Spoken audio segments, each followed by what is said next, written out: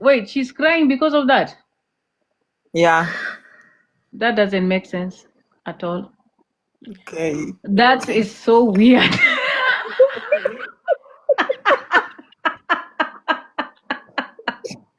Wait, what, is she normal? Is she okay?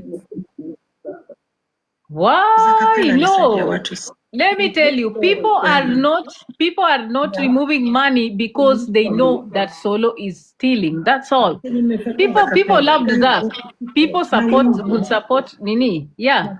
People are giving money. People want to give money directly to the wife, not to a third party. Why is she crying? So strange. Doesn't make sense. This is so weird. What is she trying to do? She's trying to get attention from who? Guys, namkumbuke Jacqueline ametoa 500. Jacqueline has removed 500 in the nini. Guys, it's so weird. Hebu weka. Mamlari weka tusikie tucheke. Aya, turudi kwa nini sasa, turudi kwa mchango. You know, we needed a bit of a break kidogo tucheke, but never mind guys, we are at 76,000. Zake bu nipe hiyo change yangu ni ngapi? 76 na mia ngapi? 78 na mia ngapi? Sema 78 and some change. Hiyo change ndio nataka sasa, nataka mtu atufikishe. Ni 78,510. 510. So guys, we only need 1,500 Kenya shillings and we are at 80,000. 1,500 Kenya shillings. Is there anybody here who can send us 500 bob? Watu watatu pekee, watutumie hiyo 500 wadau. Tufike hiyo 80k. Watu watatu, watutumie hiyo 500. Tuko hapa na majina kubwa. Jan Kim is still here. Pretty Woman is still here. Chinedu bado yuko hapa. Watu bado wako hapa hata kwa comment section wako wanangoja tu waambiwe toa kakitu watatoa. We are targeting 100,000 today. Anyone who can help us with 500 bob. Comment section. Chezeni kama nyinyi wadau. Boss Nana, my sister, can you help us? Anyone who can support us, guys. Our target is 100,000. SC, God bless you for updating us every time. To go at 78,510. Okay, we are raising money for the funeral of our brother Zakapela. Okay, so ni pesa ya matanga. Anyone who can support us from anywhere, please do. Okay, I'm currently looking for 3 people, each to give us 500 Kenya shillings. Dr. Love, jamani Dr. Love, kwani nini lifanyika? Dr. Love, wadau, Dr. Love. Dr. Love. Malkia, pandisha Dr. Love, atupatie kakiro. Moderators. Yawa. Kumbe Dr. Love ako hapa, jina kubwa, na amenyamaza tu. Asemi chochote. Na tuko hapa tunahangaika. Tunahangaikia 1,500 bob. Yawa. Hiyo ni $10. Dr. Love deals in dollars. That is only $10. Yawa, guys. Chezeni kama nyinyi. We need 1,500 shillings to get to 80,000. After that, tunaanza mteremko. Mteremko sasa. From 80k ikielekea 100k. Hiyo sasa ni mteremko. Okay? And we have here, we still have Pretty Woman here. I know she atatuchafulia tena. Anyone who can support us, guys, please stand with us. 1,500 and we are at 80,000 Kenya shillings. Anyone who can help us with 500 shillings. Dr. Solo, is there anyone even sending one? Yes, dear. Lady J, mimi nilikuwa kwa Nyakwar, sijaenda live, but nilimuinbox nikatuma whatever I did. Sasa nimekuja kwako. It's so shameful. Yani mchango ya Zak, it's taking too long. As Kenyans, shameful. It's very shameful. Yes. Very shameful, wallahi. Mimi, alhamdulillah, mimi ni Muislamu. If I die, hamtanichangia nothing, not even a dollar. Nazikwa the same day. Sawa. Wacha mumalize hiyo 15,000 nitume hiyo 2,000. Inaniuma sana na kesho nitakuwa kwa guys. Inaniuma wallahi. It's very sad. It's very sad, pretty woman. It's very sad. Inaniuma. Zakapela, Wallahi. it's very sad, pretty woman. It's very sad, my sister. Zako alisaidia watu wa TikTok. Wacha nitume. Guys, mumalize hiyo 15,000 imebaki, wacha nitume 20,000 again na kesho nitakuwa kwa 20,000 imebaki, wacha nitume 20,000 again na kesho nitakuwa kwa Githaiga. Why is she crying? Ati mchango ya Zaki imechukua time. It may take long. Wait, she's crying because of that? Yeah. That doesn't make sense at all. Okay. That is so weird.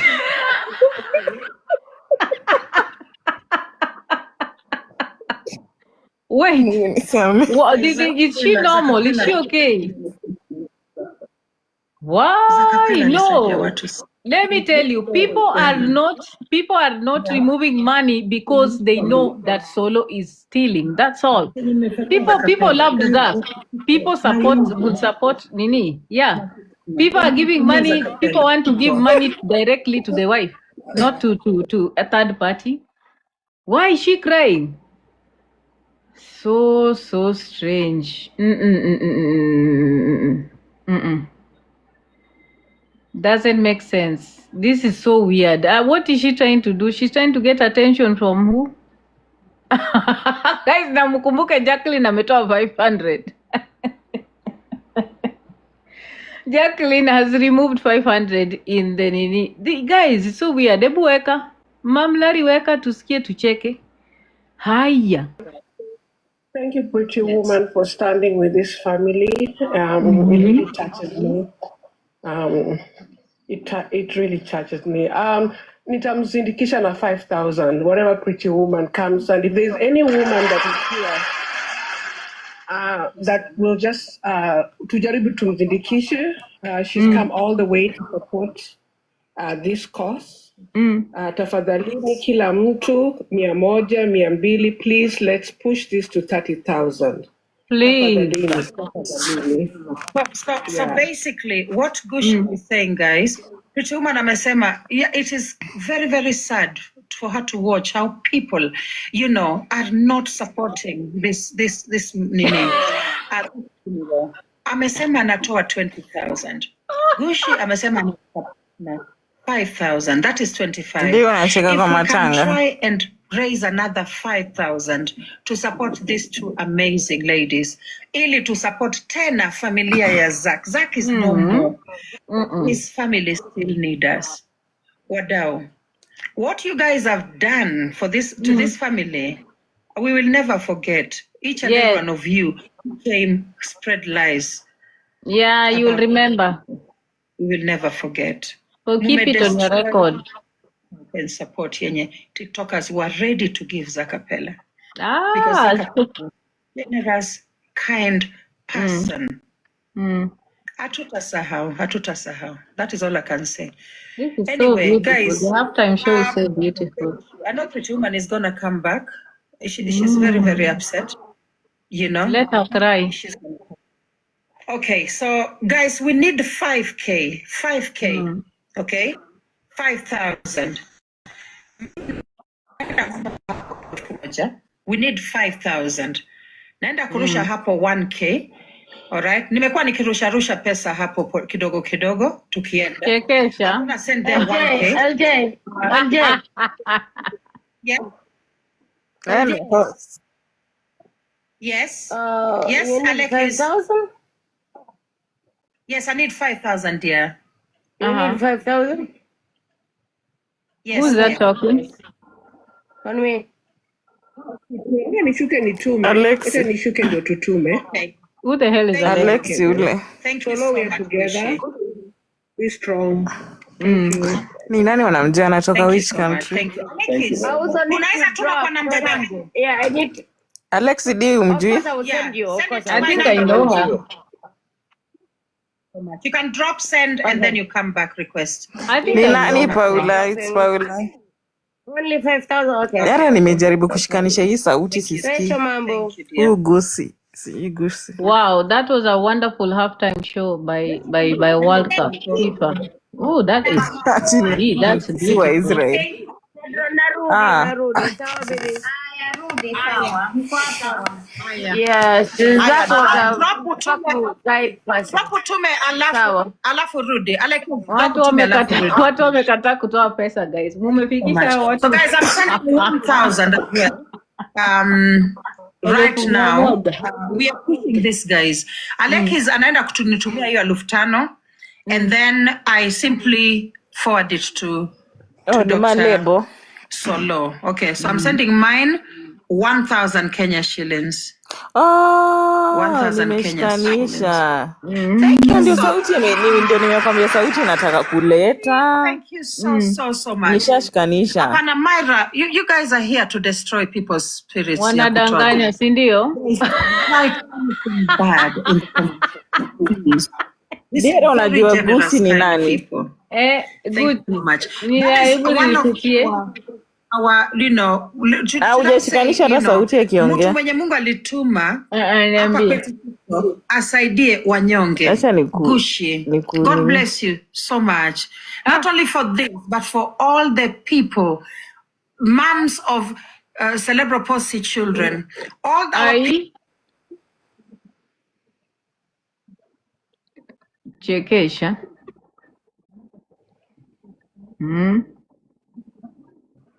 Watu wa nini nataka kuongea kitu haki. Wamalizane na hizi vitu, there's something I want to say.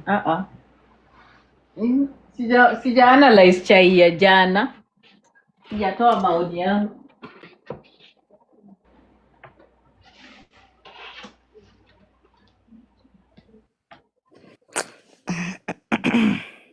Umetuma wapi?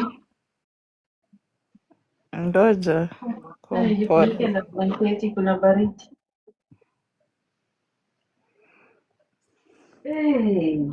Mbona kuna baridi hapa? Hii AC kwani iko aje? Go to 75. I'm cold, man.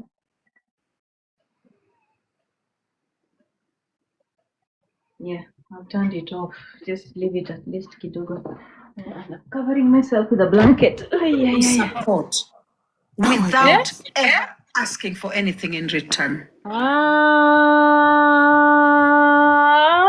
These people God.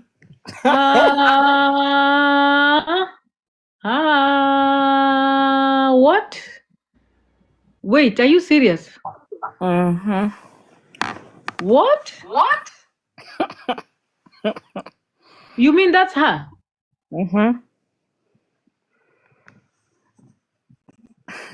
Hey. 4638. I'm waiting on Na akirudi nitakwambia alafu usikize hiyo sauti. Mama, guys, I have no words. 5K, but I don't know whether she'll remember, but I will remind her. Can you confirm the initials, the 2K? 2K ndio sijui imetoka wapi. Wait, are you serious? Where you've got to be kidding me. Hapana di. Nipe tu initials tafadhali. 2K imetoka kwa RO. Initials R. Okay. Thank you. I just wanted to confirm that it wasn't RO. God bless you so much. RO, Mungu akubariki. Wait, yeye ndio mpaka alikuwa analia. 100,000. Mwenye alilia ni nani? Pretty Woman. Tukipata But yeye pia nani alikuwa akasema anatoa pesa ngapi? If it 20K Pretty Woman. Too many wadau. Anything you can. So unasikia ranya kwa Ragota na kuuliza huku jua. I swear aki sikujua, I'm in shock. About 20K. Ama mimi masikio yangu ndio baya. Anatuma. Okay. Anasema anatuma 20. Sijui mbona ana hide. Tufike 100K. Ni unafiki ndio maana ana hide.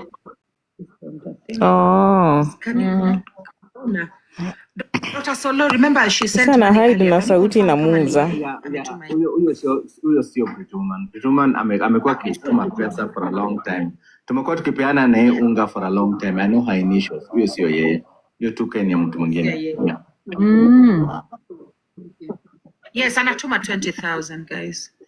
20,000. Thank you so much.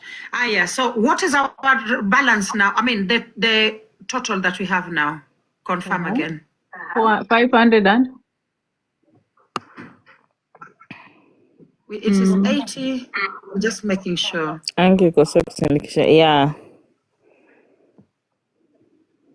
84,638. 84,638. 84,000. Guys, Oh, thank you. Thank you so much, Faith. Thank you so much. Thank you. Thank you. Thank you. 1,000. Mteremko sasa. Now we need only how much? These guys have been fundraising for the past 5 hours, and they have only fundraised 80,000. Is it? Yeah, 15,362. Is there anyone? Amezaje kukua 84,000 na mtu ametuma 20,000 by the TikTok. Bado nani? Pretty Woman hajatuma hiyo 20K. Watu wanne watume 100. Oh my God, pesa imeingia. Pesa imeingia.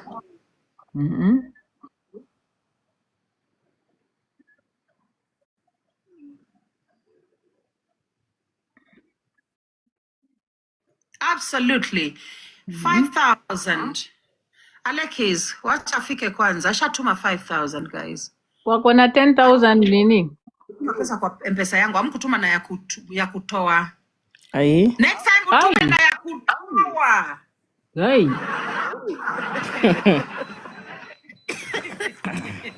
Are you guys serious? Thank you, Faith. Guys, she's already sent 5,000. Thank you. Thank you so much, Faith. How many are they? How many wako na views ngapi? 10,000 and? Guys, ngojeni Alekis akuje. At 10,000. Money when she's wako 569. She's coming back. She's on her way back. So that is 5,000 she sent to my M-Pesa. 5,000 M-Pesa. But anyone wants to nini? Mtu yoyote anataka kuzindikiza Alekis. Yani tumekaa hapa tupigi story na tufanye chochote na wako tuko na views hata tunawashinda views. Thank you TikTok. Thank you. Thank you. 3,000 Kenya shillings. Ndio sababu saa zingine comment section mtu akiandika upuzi tunakumute. Mtu alisema Alekis asitoroke.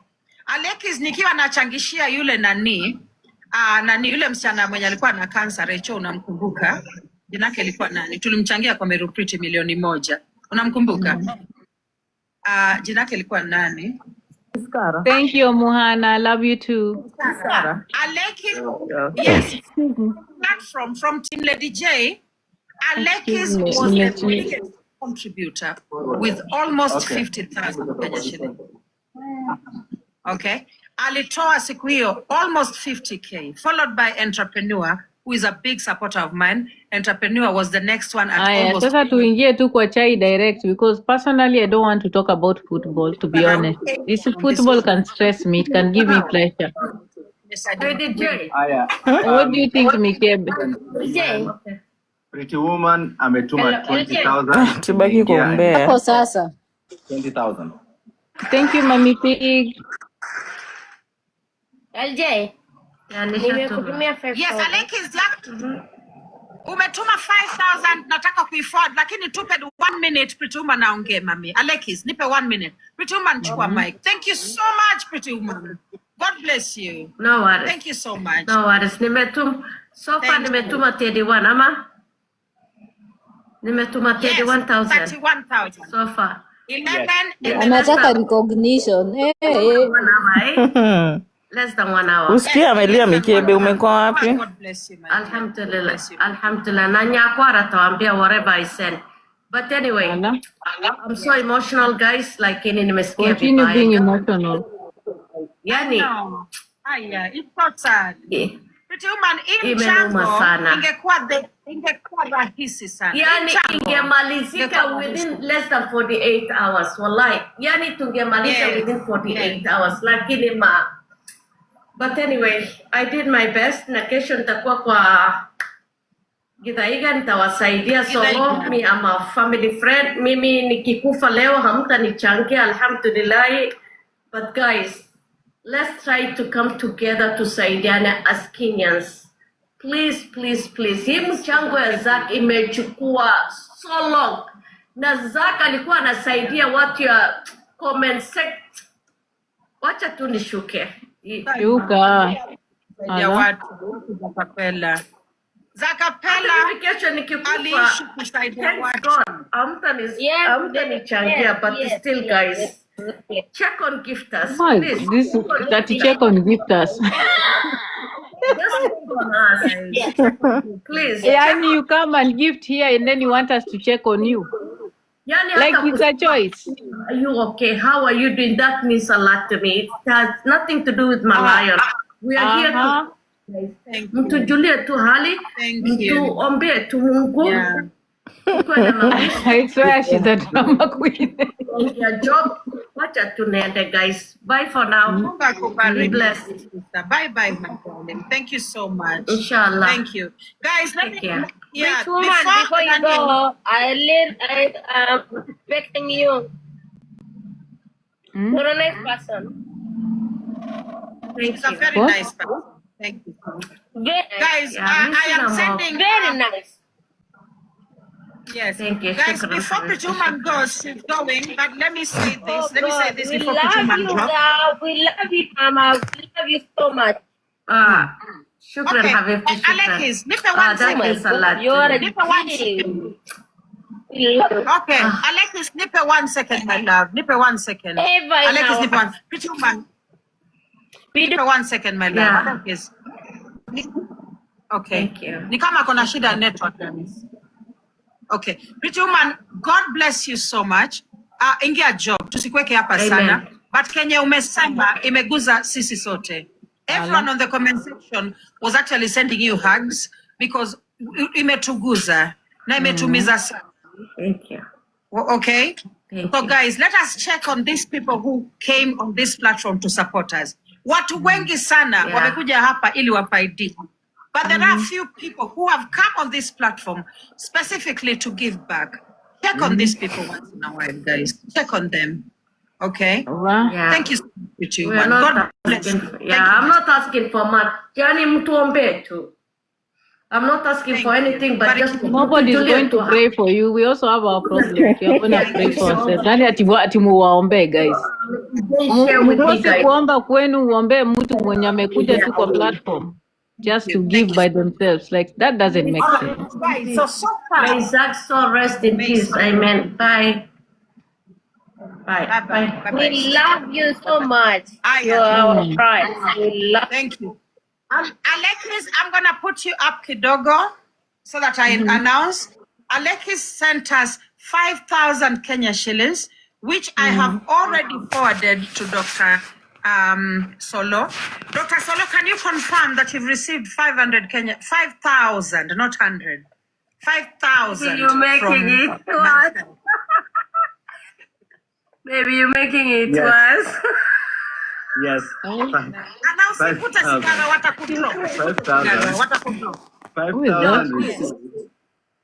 Total, we have 109. You have exceeded your expectations. Jacqueline has fundraised 109,000 for the past 5 hours. Yeah, you're a kind person. It's a problem. Umenisaidia na michango mingi sana. Kuna kamasi kwa mapua. Hata mimi nasijia. I'm telling you, so weird. Almost 27 million in mchango za TikTok. Guys, I hold the record. Chinedu, am I lying? I hold the record. Thank you. Let us see the record now. Ni block juu ya mtu mwingine hapo. Nakwambia hiyo, utakwambia inbox. Mchango Dr. Solo, mungeileta hapa day 1, tungefika 4 million. Very easy. Ni venye mmeniacha Sasa ndio good sasa. stuff. Watu wako poison kwa That was a good person, baby. Go on. very good I person. love you, and you know that. Chukua mic ongea. Nasema baby, nakwambia hivi, Zach was the fucking person mwenye care whether you have level, you don't have. So kila mtu anajua Zach.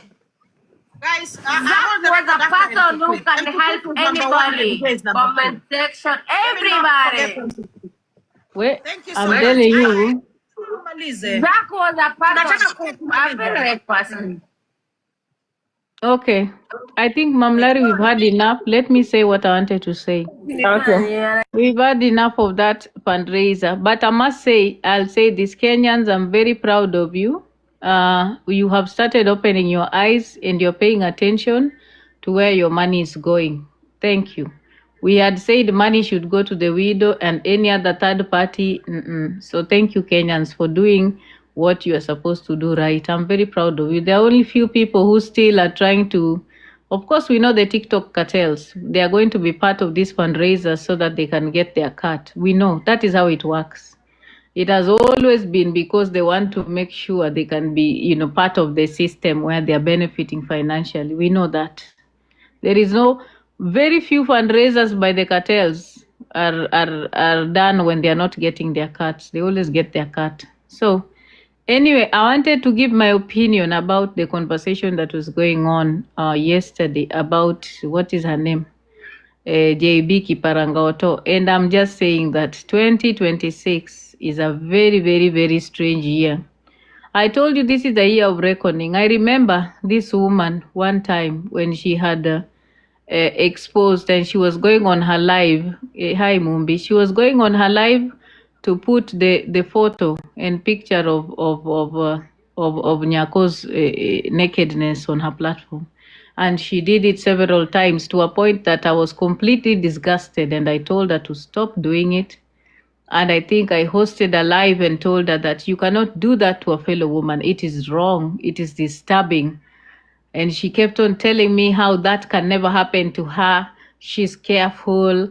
There is no way anybody can record her. She cannot be recorded by anybody, that she knows what she's doing. Oh, yeah. She went on to proclaim perfection as a woman. Who would have thought that she would expose herself naked on a platform? Who would have thought that would happen? So the day came when she exposed herself naked. It did not take a man. It did not take any relationship.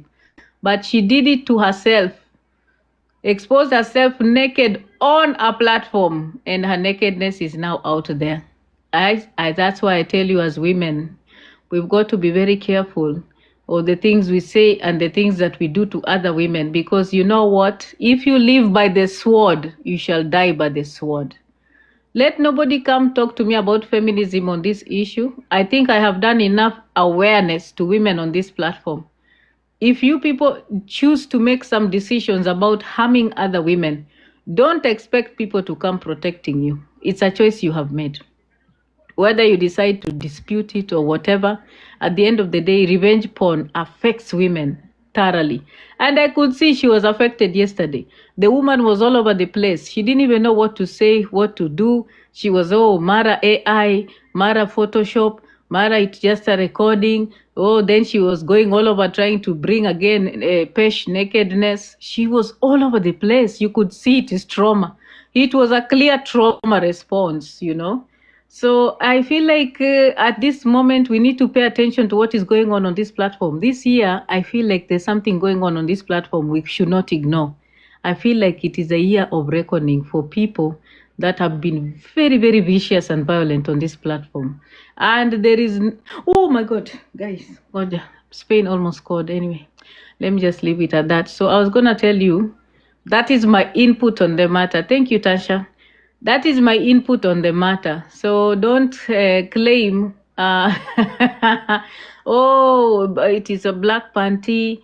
It is I don't know what. At the end of the day, listen, I've never been the person to advise women to shave. At the end of the day, I'm not the person that does that, because I believe that grown women should make a decision about their their hairs in their body. That's their own problem. But at the end of the day, she still was put in a difficult spot where people are now discussing her body and her body image and her nakedness. I hope she can learn from this. That is all I can say. But from my experience with her, I know that she's not at a place where she can learn anything. She's soon going to open a platform and start being abusive and vicious as usual. But and I also forgot to say something. I wanted to say something about the debacle that they had with Ati. And this is my input. In all honesty, if we are having discussions about intellect, seriously, JB is not anywhere near, she's not at that level. Even if we were to discuss issues that are of importance, I don't think she would find a table to share with someone like Ati, she cannot match up to that level. She will never be able to do so. She's very good at gossip. She's good at shouting and yelling, making accusations, trying to defend and claim, how good she is in whatever. But when we come to intellectual discussions, I don't think she can ever match up. I don't think anyone would call her to the table. No, she's not at that level. And I don't think she'll ever be at that level. And I'm also going to say this very clearly. I know that Ati, in her neediness, she made the decision to make herself available in spaces, sit with people like JB, which actually to me is very puzzling, because even if you wanted Mboka, you are looking for coins, there's an amount of disrespect that seriously you've got to, get yourself out of that equation. But it's her choice anyway. And I feel like most of you don't even know Ati. I was listening to Angeline and everybody on FYP's platform trying to analyze her. I'm sorry, I guess most of you don't know her. Even Raf Muli does not know Ati. He's only trying to understand her, but he doesn't know her. I'm sorry to tell you that. But anyway, let us sit back, relax, and watch and see how people are going to heal from the trauma of their nakedness being out here. I hope that she finds a good support system. It was just 2 days ago, this woman was sitting on a platform with another woman, discussing another woman, the way they are naked and the way they went to buy photos of her nakedness, and they were laughing about it. What happened? In just a short time, their karma came calling. Now her nakedness is out there. It's such a shame. It's such a pity. Yeah, that is all I can say for now. Thank you. Thank you for coming to my TED Talk. Yes.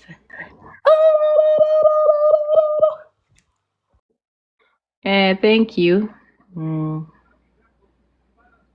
Mumbi. Hi, Diana. Hi, what's up? How are you doing?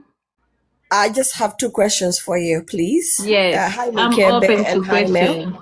Hi. Yeah, thank you. Thank you for upping me. I have 2 Welcome. questions for you. Yes, my dear. If you were Ati, let's start on Friday when Arwa started this whole thing. How would you have handled this, being that Ati is a gamer?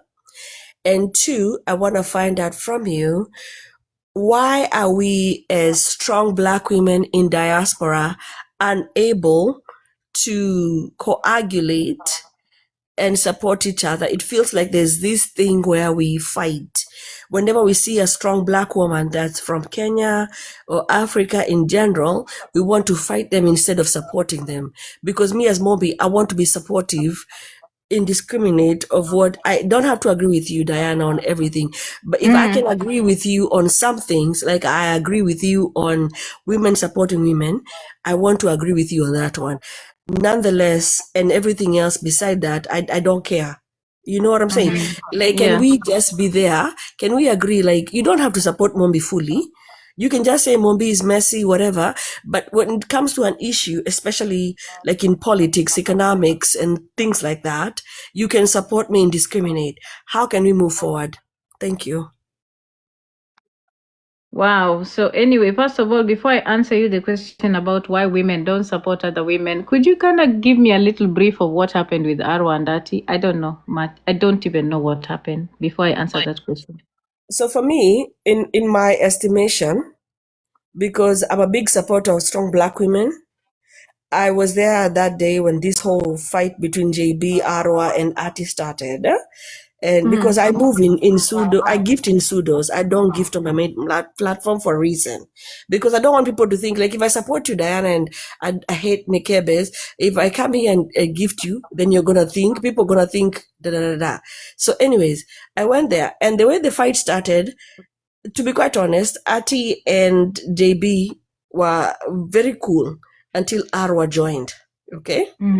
Arwa came in and he continued to, what is the word I'm looking for? Egg on the fight.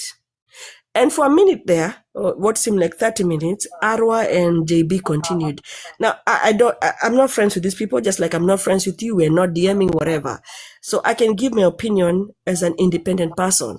And to me, this is the fight that started the whole thing. And it continued on LJ's platform, right? Now, my thing is this.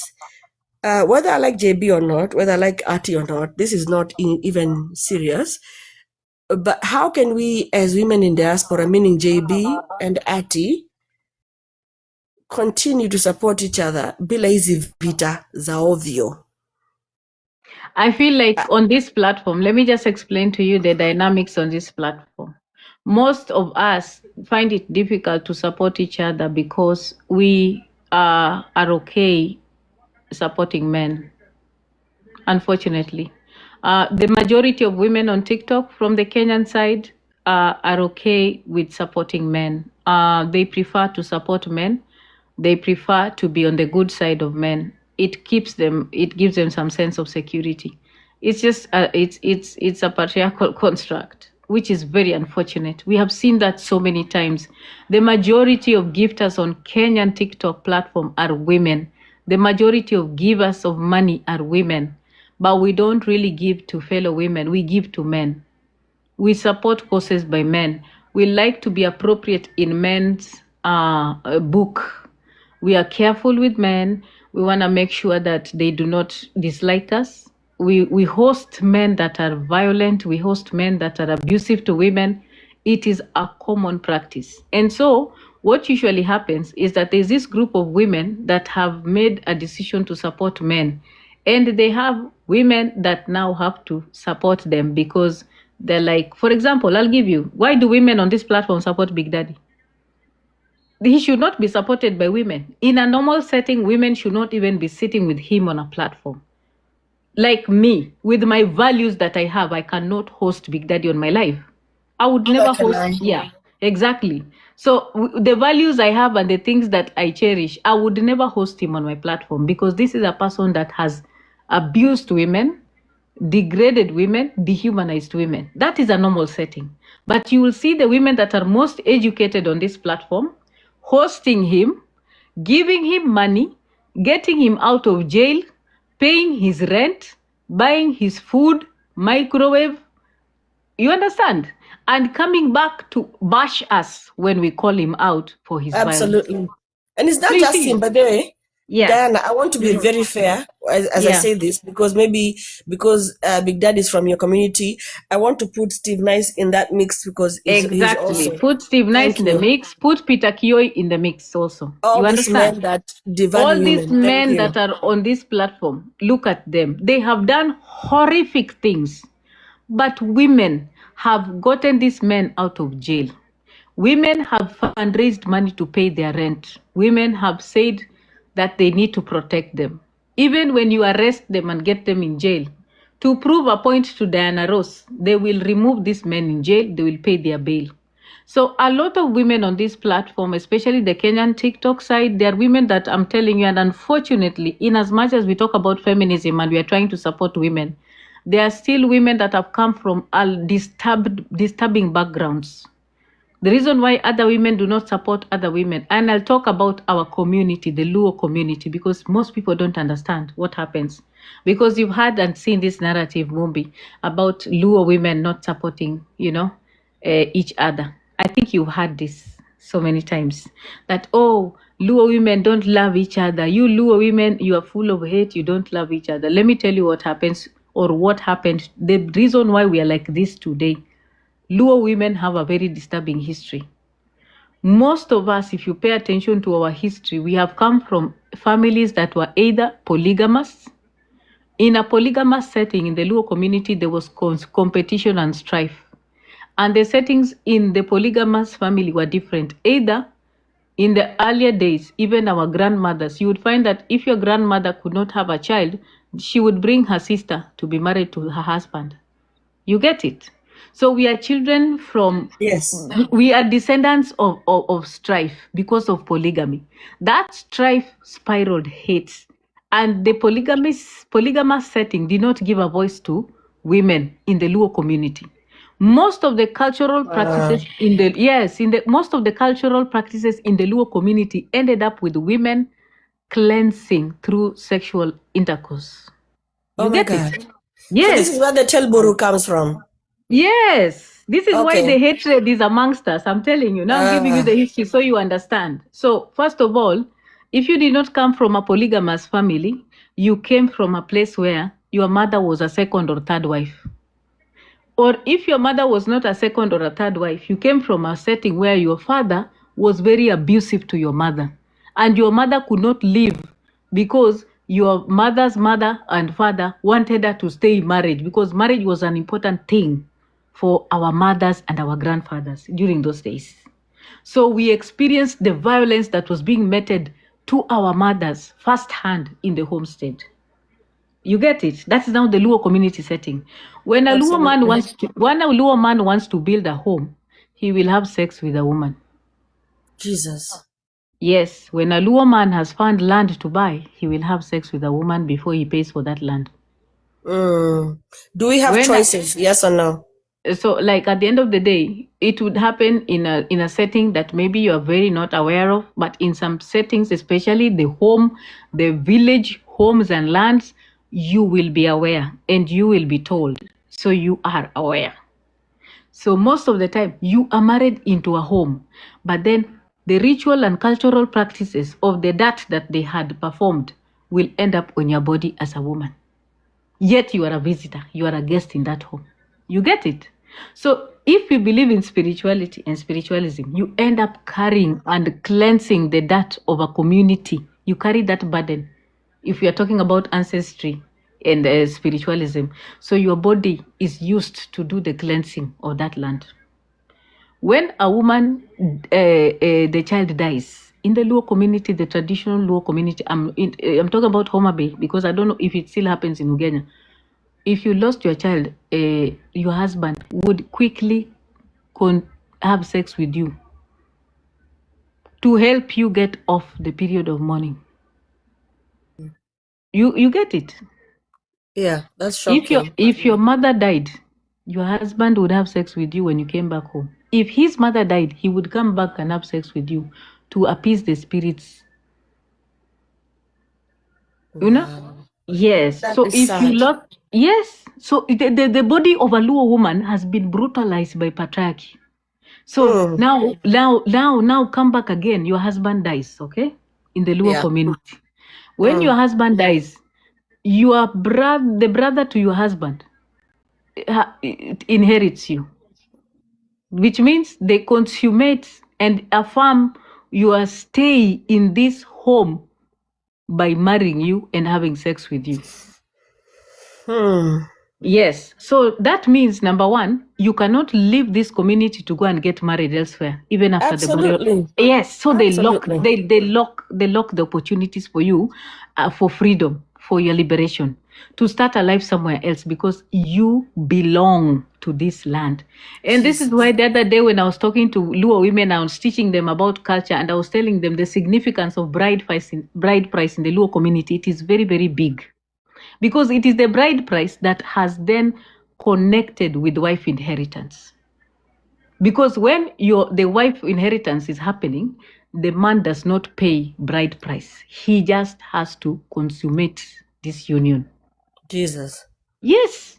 Even though you may not enjoy it. Yes, even though you may not enjoy it, even though you may deny it. And I'm telling you, let me tell you, the funny thing is that a lot of people like to say that it's not happening, but I swear to you, it is happening even to women that are educated and are exposed. in the modern day today. Yes, they do it even secretly. The kids don't get to know it. But then there are times when somebody just goes and they meet with the brother-in-law and, they do what they need to do because culture requires of it.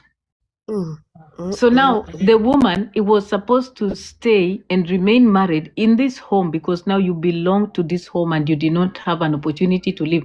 That is why in our community, when a woman dies, she's called the wife of the grave. Okay. Yes, but when a man loses the wife, he's not called the man. Yes, he's free.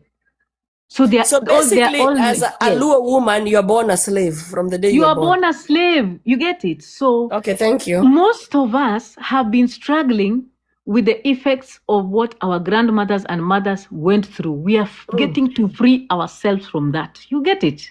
And that Absolutely. Is why when you see a fight between a Luo and a Luo on this platform, it is vicious. It comes from the trauma response of everything that have been meted against us. You get? So the pain, the pain of your grandmother when she was struggling with polygamy and abuse and you've carried it in your genes. It is in you. And you struggle with it today.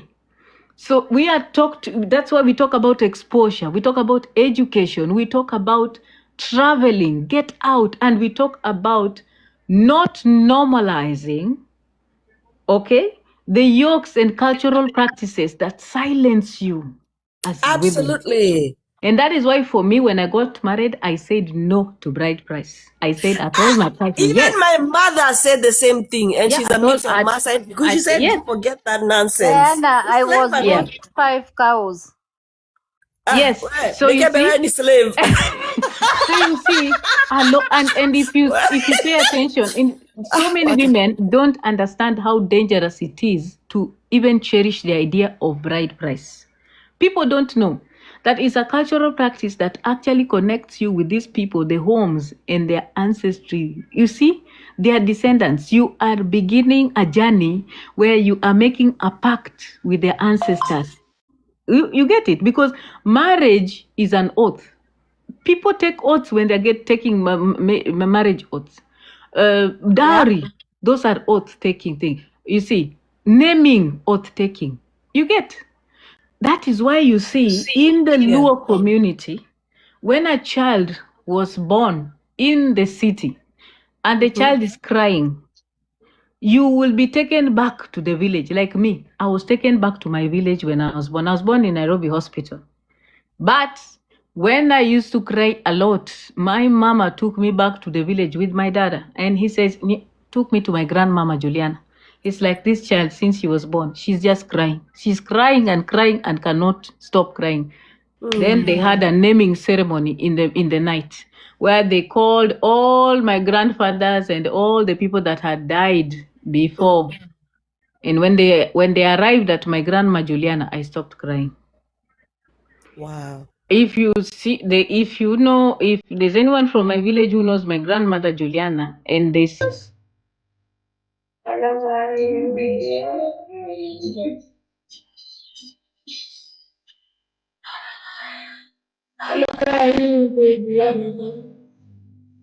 Bidhiwe ninafaa kukula. Hakuna kitu ya kukula hapa. Hakuna mayai, hakuna nini.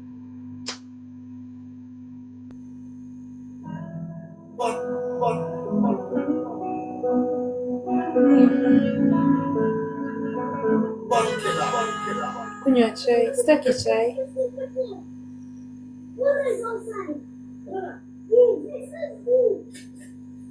Guys, acha niende na kuja.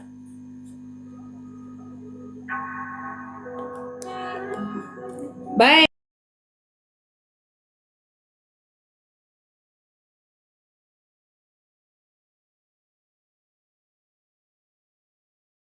To learn and understand the constitution based on an imperialist language, which was English. Most of them have flown to Britain, and they needed to understand how, they were going to tackle all the decisions that were made by the Whiteys about the Kenyan, governance system that they had imposed on us. They would never do it without education. They needed to understand, the language, first of all. And now, which what was is the English. difference, Diana? What is the difference between the Kikuyus who they were Zungus brought civilization within our region? What was Wazungu the did not, difference? first let me correct you, Wazungus did not bring civilization. The missionaries. No, they did not. They did not bring civilization. They Of course brought they their were. own. No, let me just say this. What the Muzungus brought, let me mute you a little because there's some background noise you have. I want to explain this properly. I'll give you the mic. Civilization was not brought by the Muzungus to Africa, to Kenya. I'm speaking about Kenya because Kenya had their own ways of doing things. We did have our own ways of life before the Muzungus came. What they brought to us was their way of life, which was supposed to erase our ideologies, our ethnicity, our identity, and what we had from our ancestors. That is what happened. So they did not bring civilization. They brought imperialist ideas and imperialist ideologies to Kenya. Those ideologies were supposed to help them colonize us, period. They needed one language, which was English, that they needed to do that. They also needed to erase and remove our gods, which they demonized and said that we are worshipping people that had died before that were not good, those were spirits of evil. They needed to come and change the structures that we had in the family setting, even when it comes to our laws that we had, the clan settings, okay? Because we had the clan community settings. Even in the Kikuyu community, the matriarchal settings that were there, they came and they became even, exacerbated because of colonization. So they needed one language imposed upon Kenyans so that they could sell their ideologies. That was to erase your ethnicity. Do you know something about ethnicity and culture?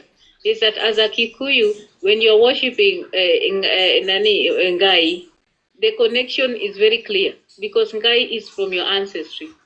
But when you remove that connection, then it also removes you from your earthly bounds and commitments, to your gods. And that also changes your name and your identity. So you stop being called Mobe, you start calling yourself Regina, because you're forgetting who you are and your identity. If you don't know who you are, it's very difficult for you to fight for anything that belongs to you. That is how the erasure of the history of Africans began. And so they needed to, first of all, dismantle the political systems that we had, dismantle the family unit, dismantle the spiritual connections that we had with nature and the universe. Because when we prayed to the sun, we prayed to the mountains, we prayed to the lake, and we talked about the land of abundance. When there is drought and there is rain, we had our rainmakers that were praying for the rain and everything that was going on in Africa. We had our medicine men that were using plants and herbs to heal our children, and they needed to change that. They called all that witchcraft. They said that everything that we did and believed in was not right, and therefore their own God and their Bible was correct at that moment. And they say made us believe that a white person was the best for us because white represented purity. And then our color black was demonized, and it was a representation of Satan, the evil one.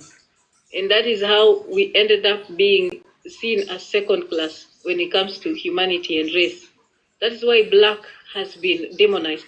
Black people are demonized because it is a white supremacy ideology, that your color defines being evil, your color is associated with the devil in the Bible. Being black and the practices you had when it comes to healing, medicine, and what we had from our rainmakers was deemed witchcraft. Yet the same whiteys have Jesus dying and resurrecting, and they want you to pray through this person that died again. So they needed all these settings so that they could change everything that we believed in. Once they did that, it was easier for them to start brainwashing you and start bringing their idea of civilization. There's no way you'll tell me civilization was brought by the whiteys. Fire was invented in Africa. That's where it came from. The first fires were started in Africa. The first human generations and first human origin of humanity began in Africa. Everybody in the world today came from Africa. So civilization began in Africa.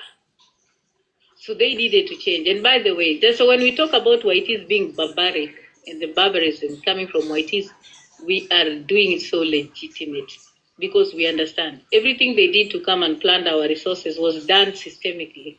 They first needed to map Africa. They came to scramble for it. They moved us from one place to another. That has affected us still today. You think that the Luos ended up in Uganda, Kenya, and South Sudan by default? No. Migration happened because of the mapping system that was done by the Europeans. So the erasure of our ethnicity began when the colonialists landed in Africa.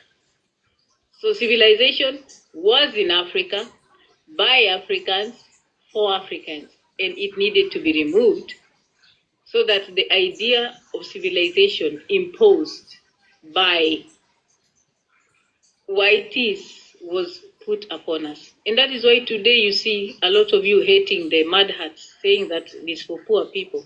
But those are some of the straw and reed, some of the most safest homes to live in today, by all standards. So they brought building and construction using materials, iron ore and everything.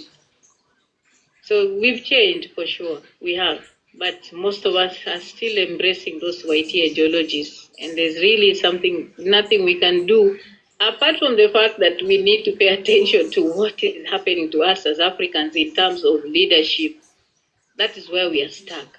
Like if you're going to talk about growth of Africa and leadership and where women are when it comes to affirmative action and progressive growth, just economically, I think we're still behind. And we just need to wake up. That's all I can say for now. I hope I've answered your question. Yeah, thank you. And, they brought formative education, but at the end of the day, what I see, for Kenya, we need to change the constitution because we are still using the British law. Mm-hmm. Just the other day, it was changed, the family law. Land law, it has to be changed. What are you talking about? Wait, Mims, don't you know that we amended the constitution? Are you not aware? I know. Why are you scaring me? No, listen, I understand, but it's just the other day, family law was so British, the old British law. Wait, I'd like to say something, Mims, before Diana responds. Can I say something? Yeah, go ahead. Okay, let me get the mic. I want to say this because before this becomes an issue where we become emotive, okay? Now, this is what I've got to say. You sound, Bims, very in the right direction.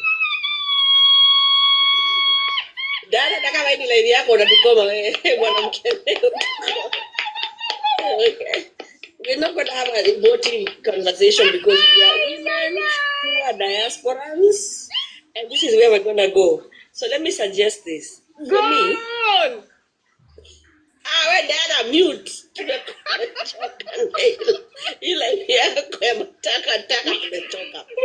But let me say this, Mims, because I see where you're headed.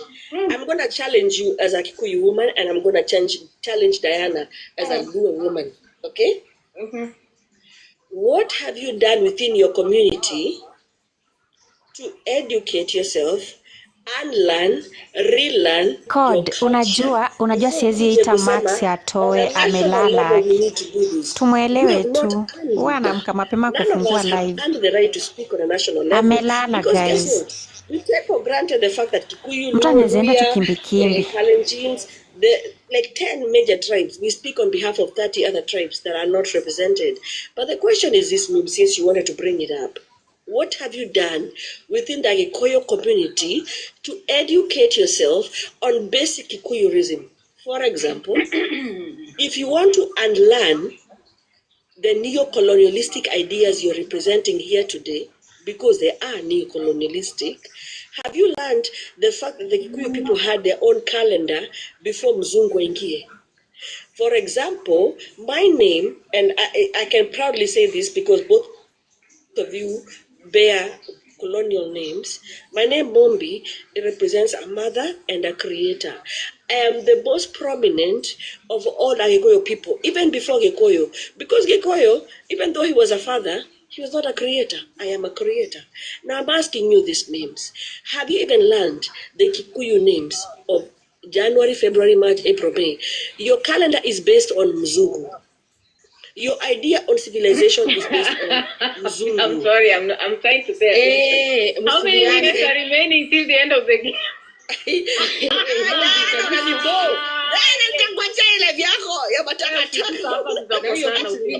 Oh my God, shit, these people are so aggressive.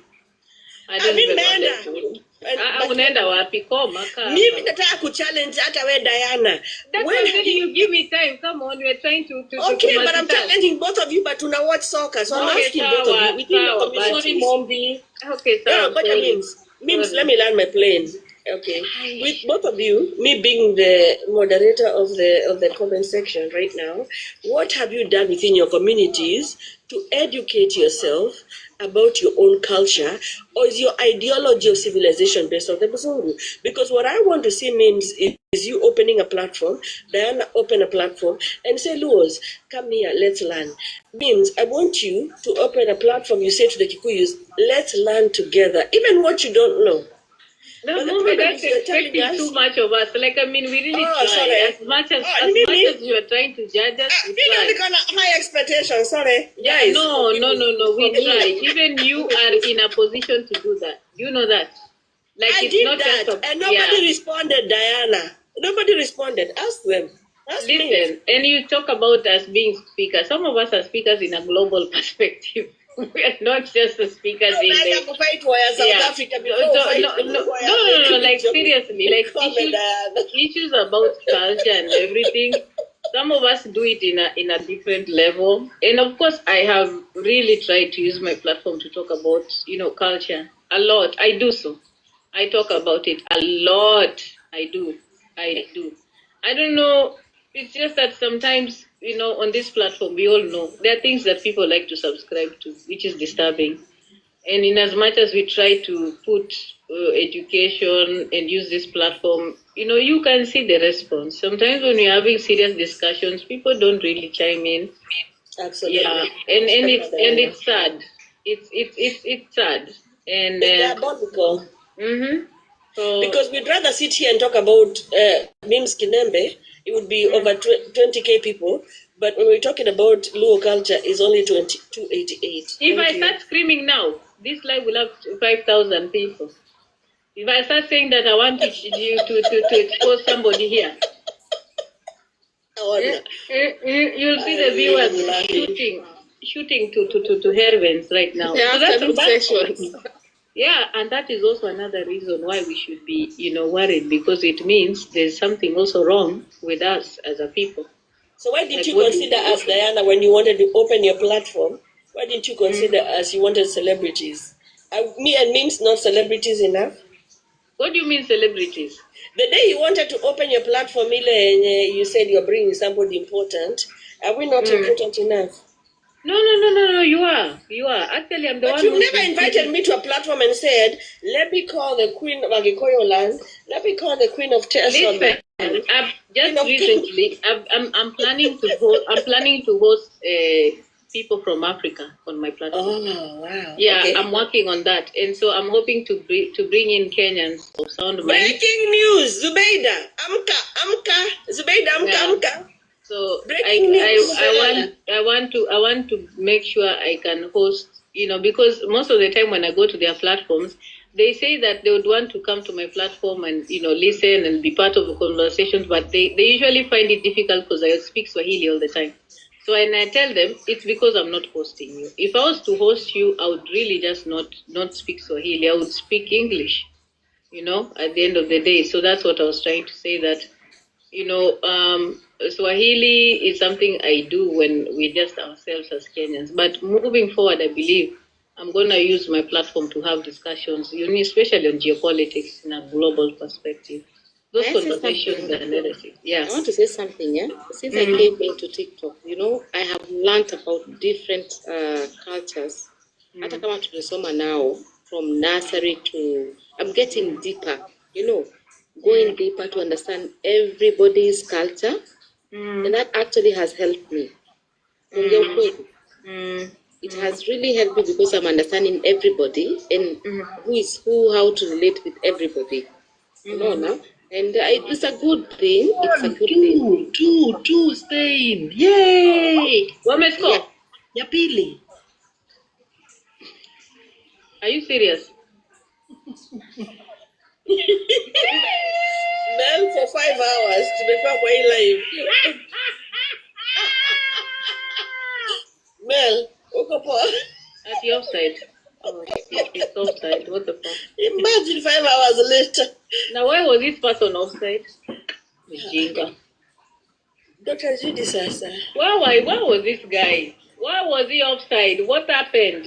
What happened that this person ended up being offside? What happened? Why did this person get to be asking? I'm tired of football sometimes. This is not good for my blood pressure. I'm being honest. Something is going on with my blood pressure, which I really don't like. Oh, that guy touched the ball with his hand. It's not over. It's not over, Dr. Judy. Still here. I feel like Argentina might score. This is a very crazy team. They might score. Aki, I'm feeling. Aki, I hope Argentina wins. Please, you don't. For North America. Go ahead. I don't want Diana for once in your life. Diana, I want to be the person. Let them go away. We don't want them to win anything. How many minutes do we have, guys, to the end of this game? Because I'm feeling terrible. There's something going on with me. I'm super anxious. My head is like spinning right now. I can't even think. Like, seriously. In 120 minutes, the game... Shit, guys, 6 minutes is a long time. Look at this man going to score now. Told you. Look at that. They have a corner. This is bad. This is not good. I don't like this. 7 minutes is a long time in football. I'm not lying to you guys. Whoa, Jap.